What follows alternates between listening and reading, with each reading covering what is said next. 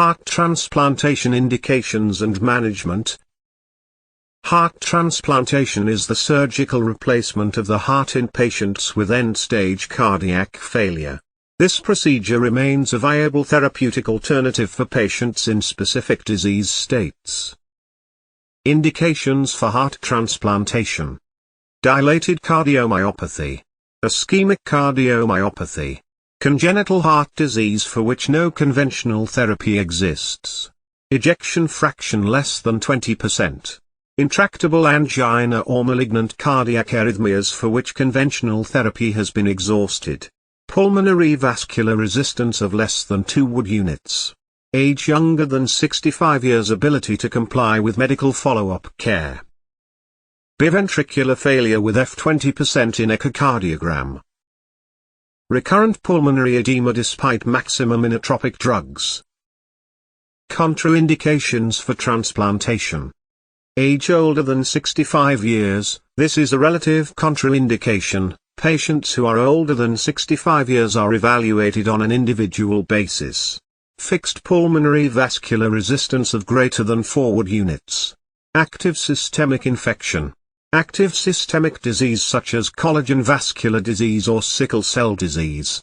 Active malignancy. Patients with prior malignancies who have demonstrated a 3 to 5 year disease-free interval may be considered, depending on the tumor type and the evaluating program.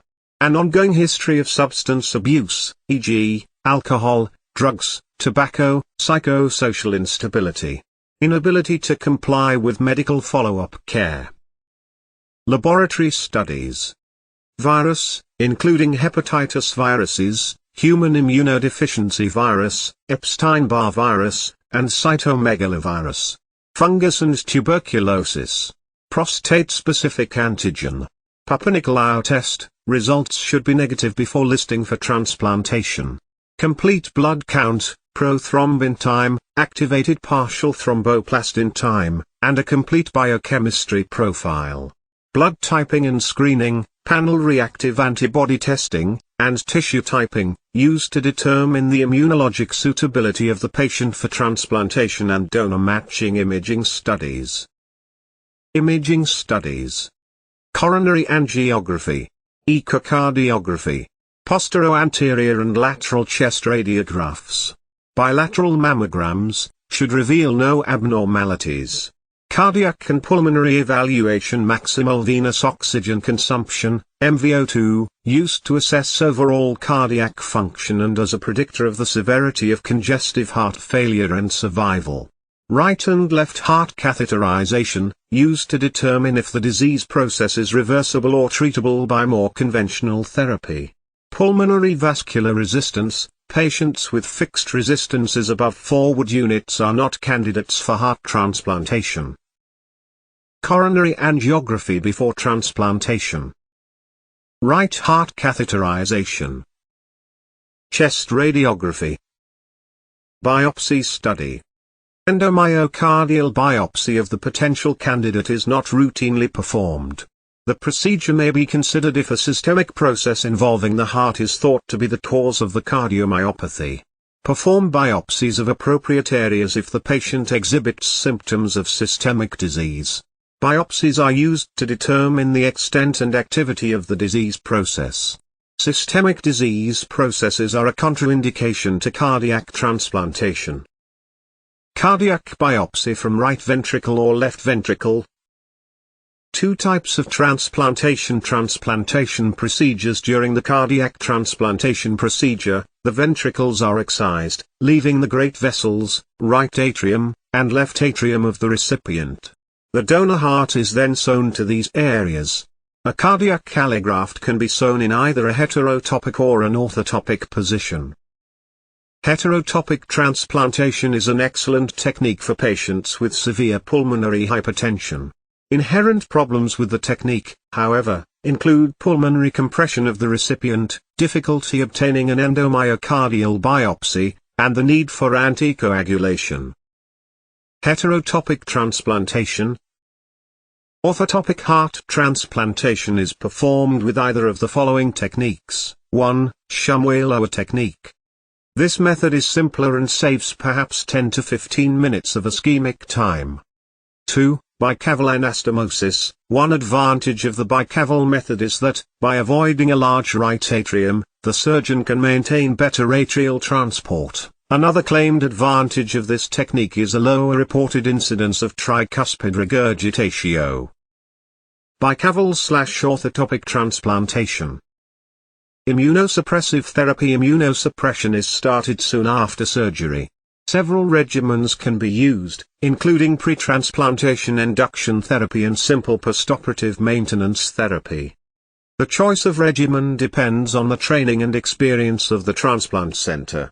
Most maintenance immunosuppressive protocols after HTX use a 3-drug regimen consisting of a calcineurin inhibitor, CNI, cyclosporin or tacrolimus, an antimetabolite agent, mycophenolate mofetil or azathioprine, and tapering doses of corticosteroids over the first year post-transplantation.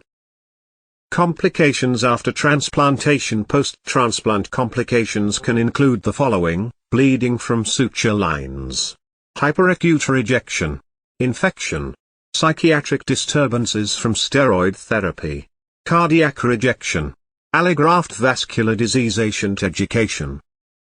The 1-year survival rate after cardiac transplantation is almost 90%. After transplantation, adult patients with congenital heart disease have high 30-day mortality but better late survival. In patients with severe biventricular failure who received pneumatic biventricular assist devices as a bridge to transplant, the 1-year actuarial survival rate was 89%, compared with 92% in patients without a ventricular assist device. Hypertension, diabetes mellitus, and obesity are associated with exponential increases in postoperative mortality rates. Heart transplant recipients with all 3 of these metabolic risk factors were found to have a 63% increased mortality compared to patients without any of the risk factors. Evaluation of the heart transplant candidate includes laboratory tests, imaging studies, and other tests as appropriate.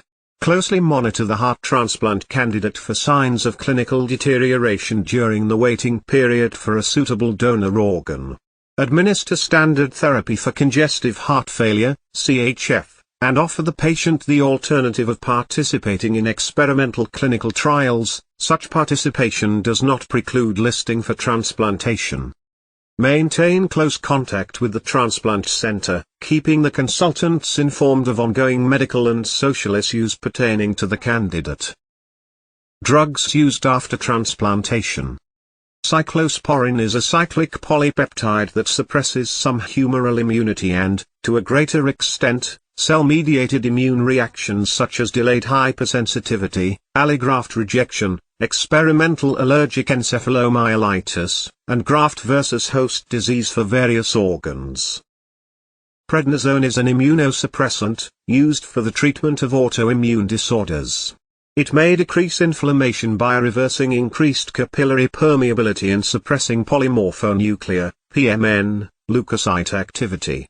It is an oral steroid with approximately 5 times the potency of endogenous steroids. Minimal to no oral prednisone should be given for the first 21 days after transplantation unless rejection occurs. Tacrolimus suppresses humoral immunity, T-cell activity. It is a calcineurin inhibitor with 2 to 3 times the potency of cyclosporin.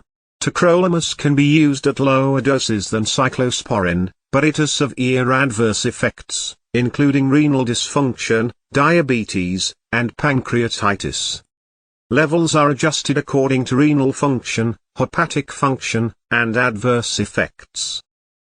Mycophenolate mofetil inhibits inosine monophosphate dehydrogenase, IMPT, and suppresses de novo purine synthesis by lymphocytes, thus inhibiting their proliferation. It inhibits antibody production.